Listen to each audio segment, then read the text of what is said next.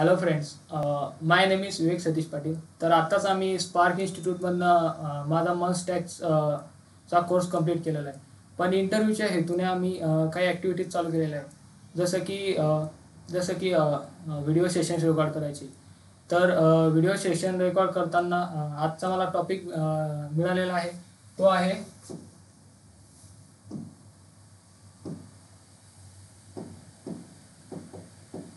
HTML5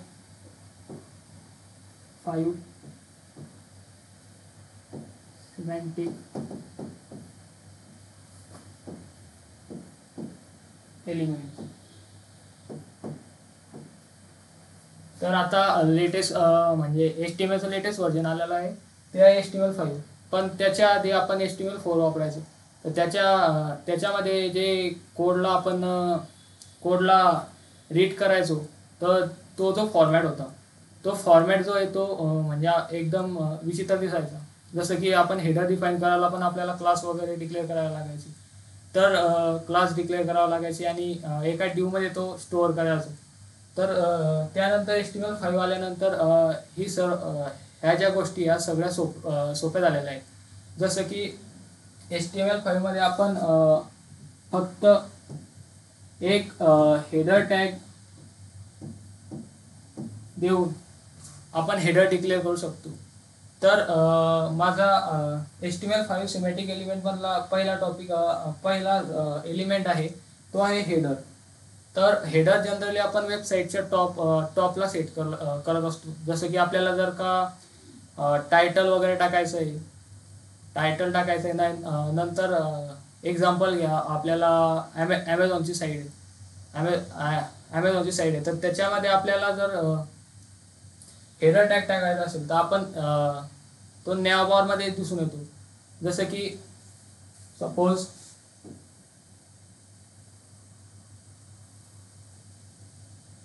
suppose हे आपलं web page आहे. तर आपण हेडर टॅग वापरला तर तो हेडर टॅग कुठे डिस्प्ले होणार, तर तो हेडर टॅग डिस्प्ले होणार ह्या साईडला.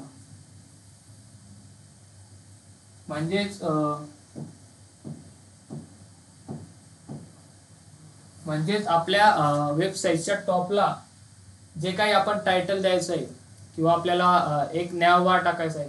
जसं सिंपल ॲमेझॉनच्या साईटमध्ये आपण जेव्हा नॅव बार टाकत असतो, त्याच्यामध्ये होम असते, अबाउट असते, सर्च इंजिन असते. ह्या ज्या सगळ्या कमांड असतात त्या आपण वेबसाईटच्या टॉपला ठेवतो. तर त्या टॉपला ठेवल्यानंतर जेव्हा आपण HTML4 मध्ये या कमांड ठेवायचो, तेव्हा युजरला समजायचं नाही की आपण इकडे काय ठेवलंय वगैरे. पण जसं HTML5 आलं त्याच्यानंतर काहीतरी म्हणजे सिमॅटिक एलिमेंट डिस्कवर झाले, जसं की हेडर. तर आता हेडरमध्ये मी सपोज मी हेडर डिक्लेअर केला, हेडर टॅग. तर हेडर टॅग डिक्लेअर केल्यानंतर तो वेबसाईटच्या टॉपला दिसणार. तर टॉपला मी टायटल पास करणार, नाहीतर नॅव बारचे एलिमेंट पास करणार. जसं की होम आहे, अबाउट आहे, सर्च इंजिन्स, ह्या सगळ्या गोष्टी मी हेडरला टॉप करणार. तर आता खरा प्रश्न आहे की आपण हेडर टॅग डिक्लेअर कसा करणार. तर हेडर टॅग डिक्लेअर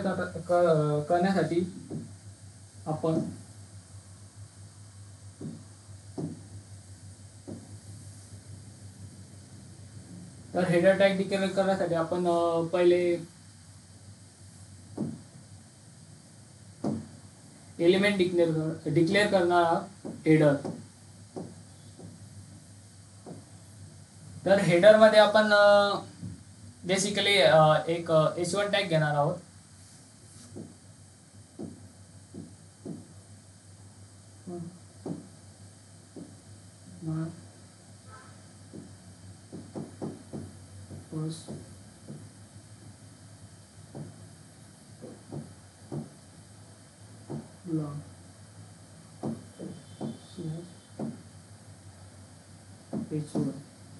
आणि हेडरला इकडे क्लोज करणार.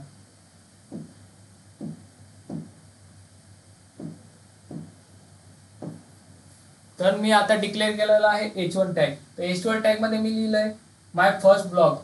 तर हा माय फर्स्ट ब्लॉग जो आहे तो आपल्या वेबसाईट, सपोज मी एक्झाम्पल म्हणून ही वेबसाईट घेतली, तर वेबसाईटच्या कोणत्या साईडला जाणार, तर हा माझा माय फर्स्ट ब्लॉग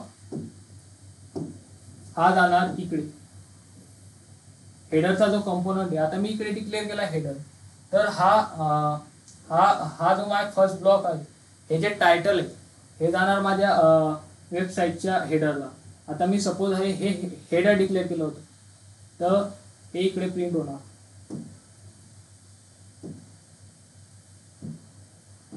माय फर्स्ट ब्लॉग. तर हेडरचा जनरल पर्पज काय आहे हेडरचा, तर आपण कोणत्याही वेबसाईटला जर आपल्याला टॉपला एलिमेंट डिक्लेअर करायचे आहे तर आपण हेडर टॅग यूज करतो. तर हेडर टॅग यूज तसं आपण HTML4 यूज करून पण टॉपला एलिमेंट लिहू शकतो, पण युजरला समजण्यासाठी आणि आपल्या कोडची रिडेबिलिटी वाढवण्यासाठी आपण सिमॅटिक एलिमेंट्स वापरतो. सपोज मी हेडर डिक्लेअर केला तर कोणत्या पण युजरला लगेच कळणार की आपण हेडर डिक्लेअर केला तर तो टॉपला डिक्लेरेशन असणार. जसं की मी माय फर्स्ट ब्लॉग हे मी टॉपला प्रिंट केलं बाय हे एक्झाम्पल घेऊन. तर आता हे झालं हेडर बद्दल. तर आता माझा दुसरा टॅग आहे,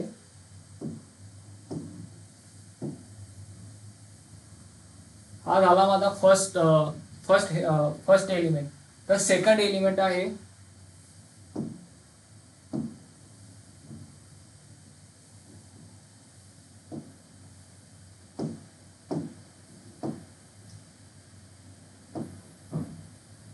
तर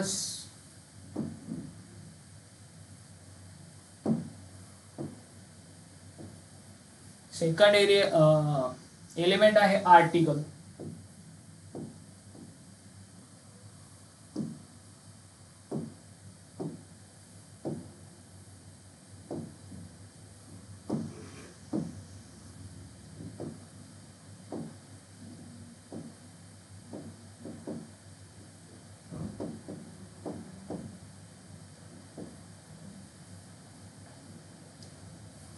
तर आर्टिकल आपण जनरली कशासाठी यूज करतो, सपोज ही माझी वेबसाईट आहे आणि मला त्या वेब पेजवरती मला काहीतरी कंटेंट टाकायचं, जसं की एखाद्या ऑथरने एक पोयम लिहिली, तर ती पोयम मी माझ्या वेबसाईटवर रिलीज करणार आहे. तर ती रिलीज करत असताना ती मला म्हणजे आर्टिकल सेक्शनवरती टाकायची. तर आर्टिकल सेक्शन माझ्या वेब पेजच्या ह्या साईडला येणार.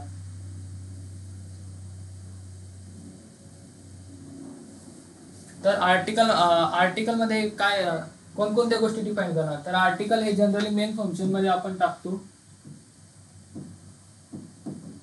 मेन, त्याच्यानंतर आपला जे इंट्रोडक्टरी पार्ट आहे, जसं की मी सांगितलं मला पोएट पोस्ट करायची, तर पोएटचा जो पार्ट आहे तो इकडे जाणार पॅराग्राफ मध्ये. आणि जर त्या पोएट रिलेटेड काहीतरी इमेज वगैरे असणार तर त्या इमेज मी इकडे फिगर मध्ये टाकणार. तर जनरल पर्पज काय आहे आर्टिकलचा, तर आपण थेरॉटिकल इन्फॉर्मेशन स्टोअर करू शकतो आणि बऱ्याच काही गोष्टी म्हणजे जर नोटची वेबसाईट असली तर आपण नोट्स वगैरे आपल्या ज्या असतील अपलोड करायच्या त्या सर्व गोष्टी आपण आर्टिकलमध्ये टाकू शकतो. तर मेन पर्पज म्हणजे आपण आर्टिकलमध्ये जनरल वेबसाईटच्या हेतूने आपण त्याच्यामध्ये इन्फॉर्मेशन स्टोअर करतो. तर आर्टिकलचा सिंटॅक्स मी इकडे प्रोग्राम लिहिणार आहे आणि तो एक्सप्लेन करणार आहे. सो आर्टिकल या टॅगने डिक्लेअर करतो. तर आर्टिकलमध्ये मी एक h1 टॅग घेणार आहे.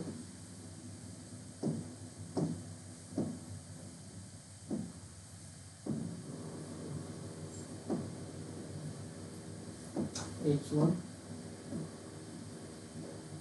त्याच्यामध्ये मी डिक्लेअर करणार आहे ब्लॉग पोस्ट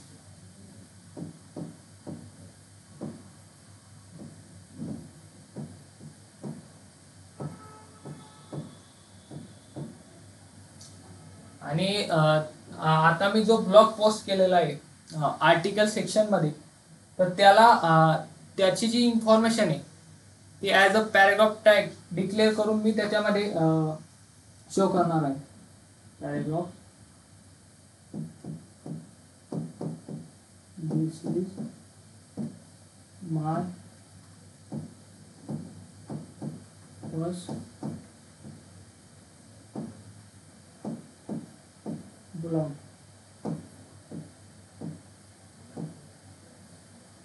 तर हा आणि आर्टिकल क्लोज.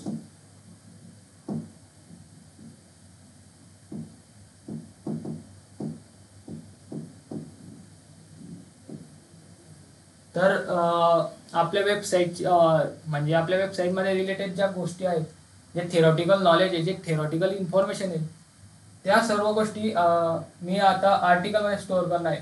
तर आर्टिकलमध्ये this is my first blog ही जी इन्फॉर्मेशन ही जी इन्फॉर्मेशन पॅराग्राफ टॅगने पास केली ती माझी या आर्टिकल सेक्शनमध्ये जाणार आहे.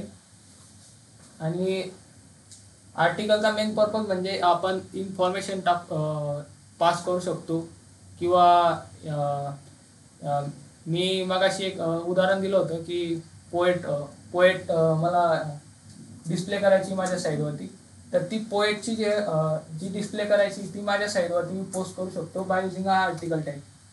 तर हाच आर्टिकल टॅगचा पर्पज आहे. इन्फॉर्मेशन किंवा थेरॉटिकल नॉलेज आपण आर्टिकल टॅग यूज करून टाकू शकतो. तर सेकंड माझा टॅग आहे नंतरचा, तो आहे असाइड टॅग.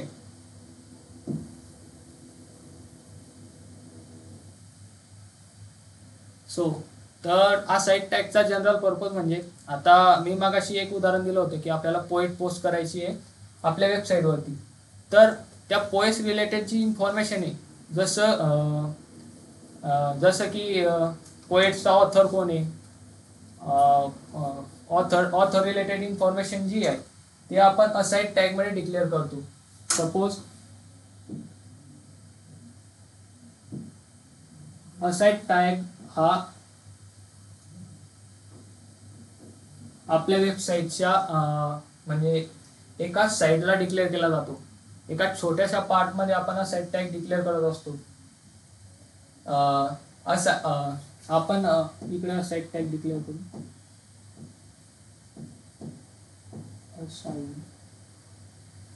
जी आपल्या पोएटच्या रिलेटेड जी इन्फॉर्मेशन असणार आहे ती सर्व आपल्या असाइड टॅग मध्ये असणार आहे. जसं की पोएटचं नेम, पोएटचं एज्युकेशन, पोएटचं ॲड्रेस, ज्या सर्व गोष्टी आहेत त्या आपल्या असाइड टॅग मध्ये असणार आहे. तर असाइड टॅग आपण असा डिक्लेअर करत असतो, असाइड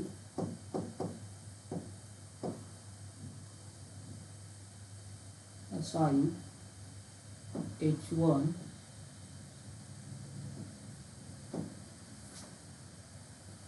असाइड h1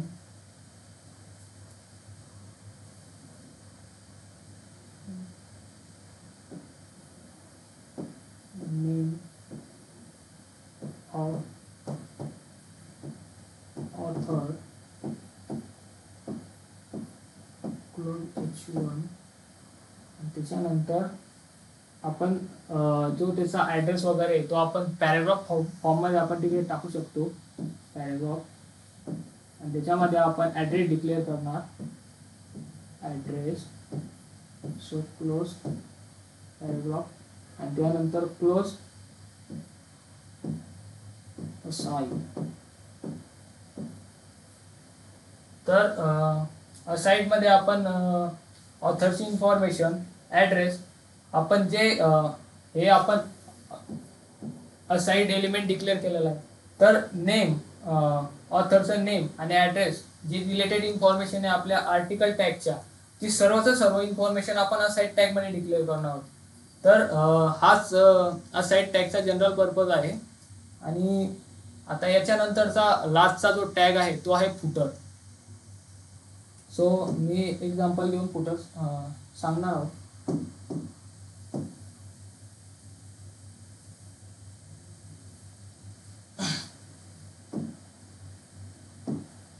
तर फुटर, तर आपण ॲमेझॉनची वेबसाईट बघितली, तर ॲमेझॉनच्या वेबसाईटला आपण सर्वात बॉटमला गेल्यानंतर आपल्याला एक गोष्ट दिसते, links, payment mode, copyright, payment related frauds related links and बऱ्याच अशा गोष्टी आपल्याला तिकडे दिसत असतात फुटर सेक्शनमध्ये.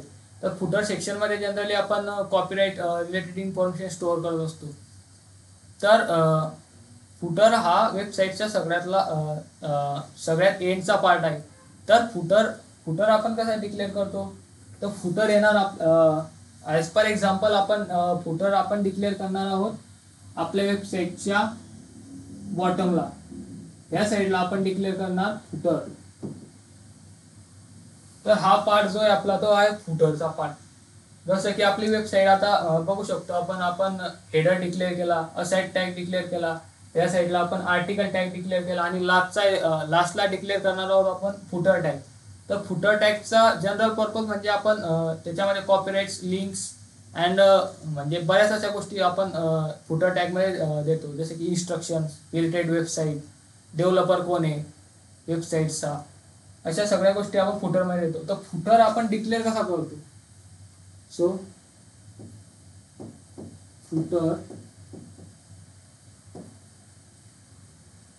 फुटरमध्ये आपण आपल्याला कॉपीराईट रिलेटेड इन्फॉर्मेशन टाकायची. आपण पॅराग्राफ घेणार आणि त्याच्यामध्ये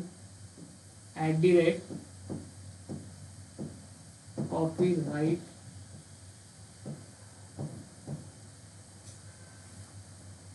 आणि क्लोज, आणि आपला फुटर पण आपण इकडे क्लोज करणार.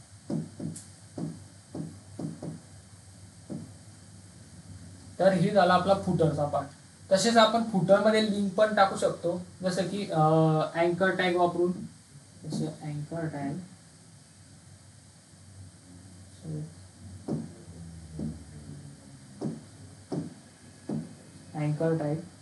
आणि त्याच्यामध्ये आपण अँकर टॅग मध्ये आपण सपोज आपल्याला इंस्टाग्रामची लिंक टाकायची, तर आपण ते पण फुटरमध्ये टाकू शकतो बाय युझिंग अँकर टॅग. इंस्टाग्राम. सो आपण फुटरचा जनरल पर्पज म्हणजे आपण आपल्या वेबसाईट रिलेटेड लिंक्स आणि कॉपीराईट रिलेटेड इन्फॉर्मेशन आपण आपल्या फुटरमध्ये ठेवत असतो. जसं की आता मला ॲमेझॉनच्या ट्विटर अकाउंटवर जायचं आहे, तर त्या ट्विटर अकाउंटची लिंक पण आपण फुटरमध्ये स्टोअर करू शकतो आणि फुटरमधनं आपण ते ॲक्सेस करू शकतो. आणि जी कॉपीराईट रिलेटेड इन्फॉर्मेशन आहे त्या सर्व गोष्टी आपण फुटरमध्ये स्टोअर करतो. तर हाच फुटरचा जनरल पर्पज आहे. आणि आता मी म्हणजे तुम्हाला 4 सिमॅटिक एलिमेंट एक्सप्लेन केले. त्यातला पहिला होता हेडर म्हणजे आपण टॉपला वेबसाईटच्या टॉपला डिक्लेअर करतो. असाईड म्हणजे आपण वेबसाईटच्या एका साईडला आपण असाईड टॅग डिक्लेअर करत असतो. आणि आर्टिकल टॅग म्हणजे आपण रिलेटेड इन्फॉर्मेशन म्हणजे आर्टिकलच्या रिलेटेड जे इन्फॉर्मेशन असते ते आपण आर्टिकल टॅगमध्ये डिक्लेअर करतो. आणि फुटरमध्ये आपण लिंक्स, कॉपीराईट ॲक्शन्स, त्या सर्व गोष्टी आपण फुटरमध्ये स्टोअर करत असतो. तर हे 4 टॉपिक मी आज एक्सप्लेन केले. तर आज मी हे 5 टॉपिक एक्सप्लेन केले, पण हे टॉपिक इंटरव्ह्यूच्या दृष्टीने खूप महत्त्वाचे आहे. तर तुम्ही व्हिडिओ बघून हे टॉपिक प्रिपेअर करू शकता. आणि आज हे सेशन संपलं आणि थँक्यू.